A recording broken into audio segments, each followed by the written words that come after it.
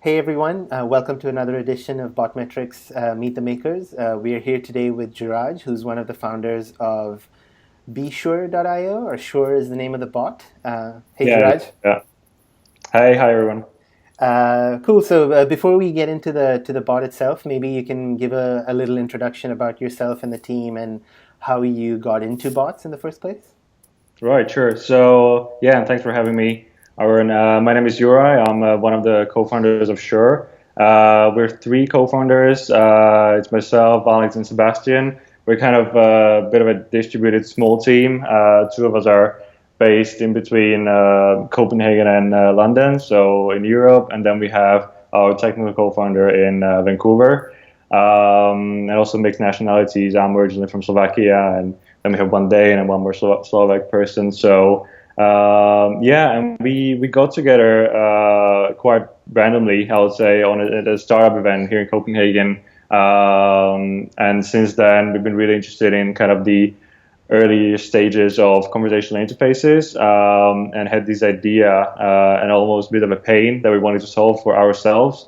And that's how Sure was kind of born. And yeah, my background is more in business, but very interested in tech. So kind of business moving into tech, that sort of thing. Got it. Yeah, it's very interesting to hear always startups that come about because of personal problems that you faced and Yeah, you want to solve them. So it's always great to hear that. exactly. Yeah. Cool. But so what does Sure do?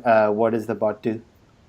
Right. So the problem that I was talking about that we had was that we weren't satisfied with kind of the current tools that you have right now for finding place to go out and eat or drink or something like that.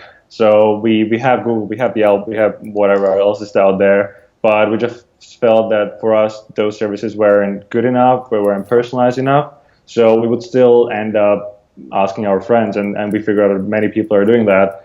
And then we thought, well, maybe we can deliver that service even better in a platform people are using already, which is messaging, Hmm. and kind of become that trusted friend that people can go to and ask about recommendations. So Sure is essentially a chatbot for finding the best curated food and drink places out there. And it's not available globally yet. We started with San Francisco, Copenhagen as kind of a beta to test the value proposition. Now we added London, out of beta going to London. So really trying to prove the concept there. Hmm. And then hopefully we can expand to globally and to other big cities as well. Cool. And what platforms is it on right now? Right now, only on Messenger.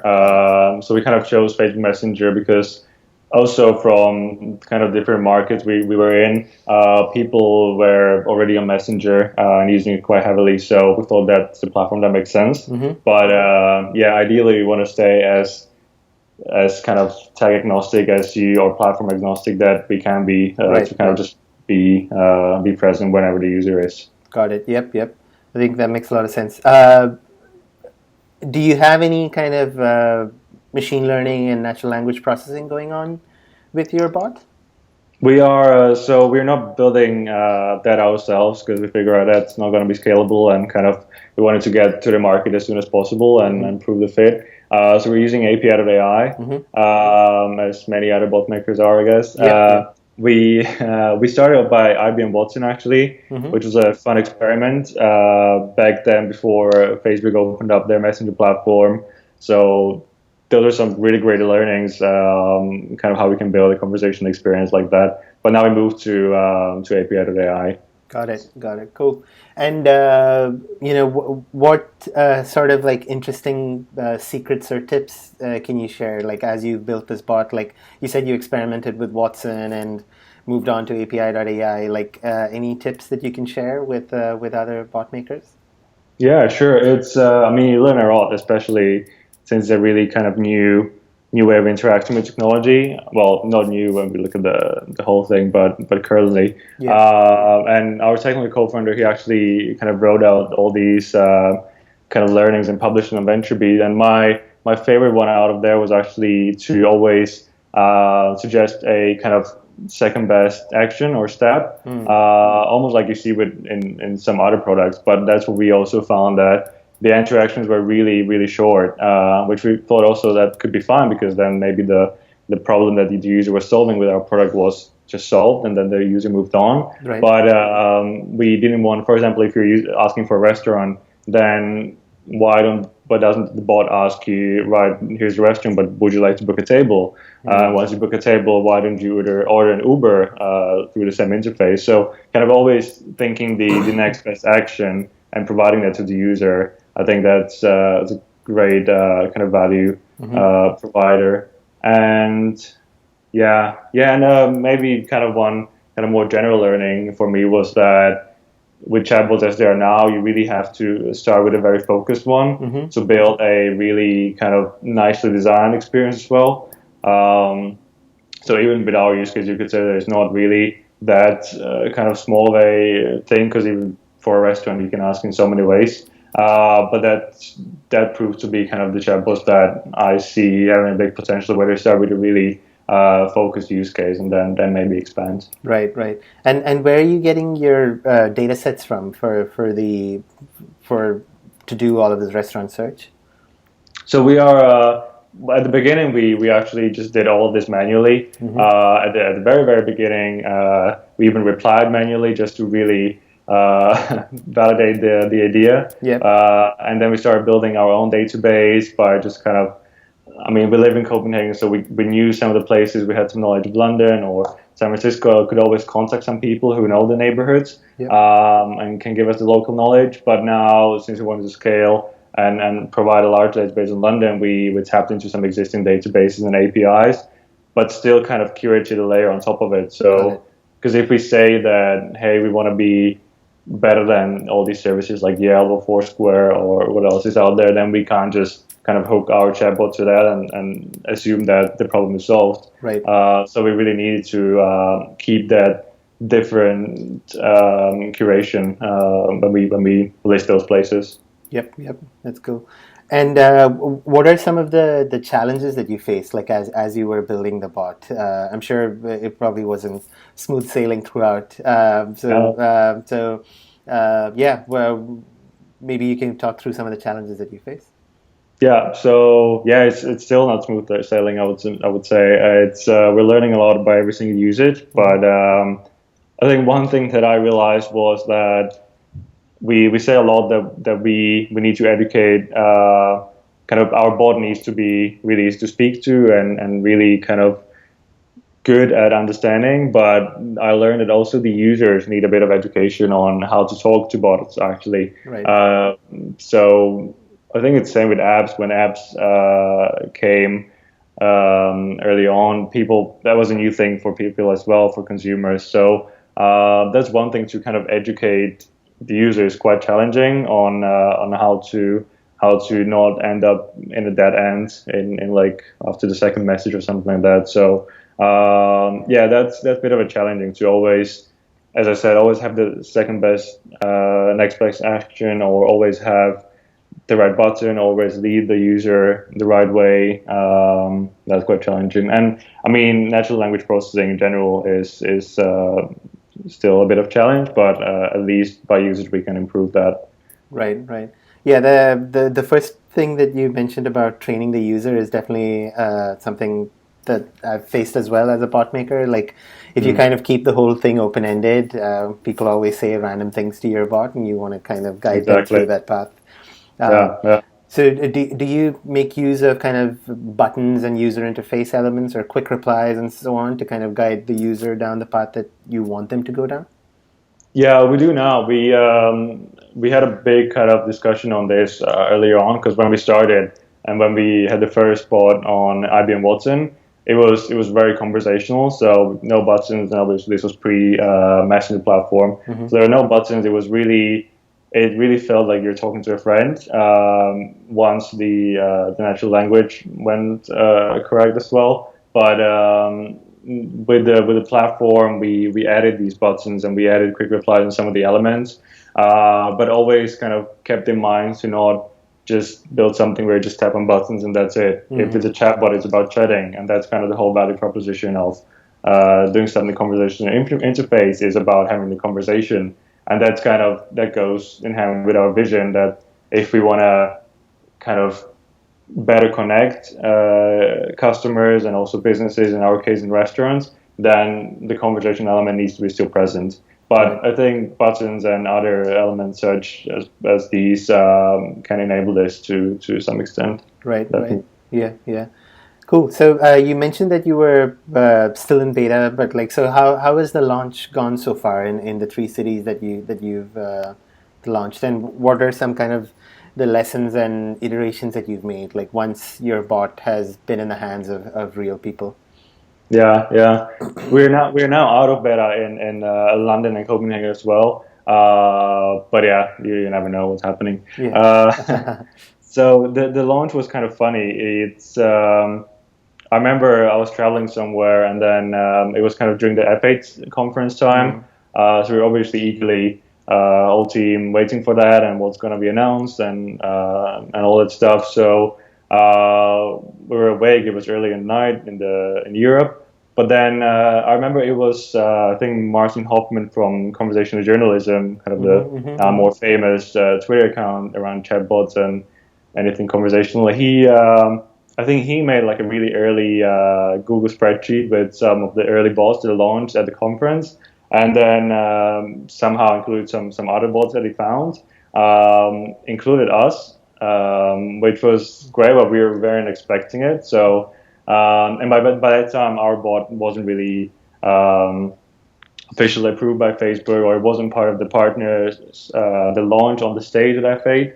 So definitely not expecting. But suddenly we went from casual 3 messages per day to more than 3,000 per day. So obviously quite difficult to handle that, and loads of not great ends of conversations, loads of dead ends, loads of swearing from users and all that stuff, as you probably experienced as well. But great for learning. So all the users we got in that week and the weeks after, it was just growing, and we were, I mean, we were excited, but also working really hard to kind of make this work. So we had the Europe team, and then we had our technical co-founder in Vancouver, so obviously in a different time zone, but we were kind of using that to almost turn 24 hours. So we would always be monitoring the conversation, and he would be making changes and releasing that as fast as we could. And that was, again, great kind of value of building chatbots. I realized that we can really push stuff out there really fast and really efficiently. Right. So that was kind of the unintentional launch, but I'm really grateful that it happened now, because now we could leverage that and grew. Since then, we haven't done any more bigger kind of launches, but we were, kind of the community behind bots and whatever Matt started on Facebook with the group, which is great resource for us, both kind of in terms of the sharing the knowledge, but also getting it in front of really early adopters. That was really helpful in kind of stress testing the bot, but now also figuring out the channels, how we can reach the actually right target user of ours, and how we can educate the consumers who might have no idea what a chatbot is, how to interact with it. Right. So those are kind of the activities in terms of launching to that user group now. Right. And is there some sort of viral element built into the bot? Like, how are new people discovering the bot today? We were trying to build this element there. We recently added kind of the opportunity to share a place once you find it. So if you find a restaurant and you really want to go there, but for example you're going for a coffee with a friend or even a business meeting, you can share that place out to that friends or to a group of friends that you're going with. So that one, we're still kind of evaluating how that's working, but so far that's proving to be a really great element, how to bring other people, because those people share it out to their friends. Our bot appears in that other conversation, and there's a button to actually try our bot. So once they tap on that, they can start using Sure as well. So that's kind of the first experiment that we're doing around building virality into the product. Got it. Cool. And what are kind of like next steps for you in terms of both the product and the company? are you guys funded, or are you thinking of taking on funding? And generally, in terms of the product as well, what are kind of next steps for you? Yeah. So in terms of the company, we're currently looking into how we can scale up to other cities Mm-hmm. fairly quickly. So we are fundraising right now, and kind of thinking what can be the boost for us uh, to be there where we need to be quite quickly. And right now, our big focus is in London and kind of getting that, proving that stickiness with the right users instead of just a group of early adopters. That's definitely one challenge that we're solving, and also how we can kind of get retention into this as well. Because especially with the early adopters, I would say you get people trying out bots just because it's fun and they just do that. But what does it actually take to bring people back to use it on a kind of normal basis? In terms of product, we're always kind of improving the experience. So whether it's geolocation, allowing users to send pin and get recommendations close to there, Mm-hmm. proximity, that's one of the next steps. Always improving the database and the level of the quality of places that we have and list and recommend. But an important one is also to become that really personalized service. So we can't just say that we're personalized. We need to also deliver on that. So if we want to be learning from the usage, and if you're using Sure, we want to only recommend you the stuff that you're actually interested in and that you want and that fits your preferences. So I think those two things are really the biggest goals right now. Got it. Cool.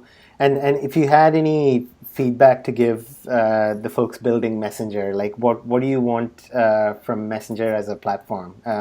They just made a bunch of new announcements last week, like Yeah. with payments and so on. But what would you like to see as part of the Messenger platform? Many things. I mean, um, Yeah, it's I'm still early. yeah, It's still early days. yeah, Yeah. yeah. No, but I mean, to be honest, really great work what they're doing, and the recent update was really exciting for us. Payments are really exciting, and kind of many things that were released go with enhanced with the things that we have in our roadmap and that we want to test with the users. Because I mean, Messenger is also figuring out a lot of things with bots, and so are we. So we just want to have the right tools to that enable us to go out to a user, to a customer, to business, and validate what we think might be the value for them on Messenger.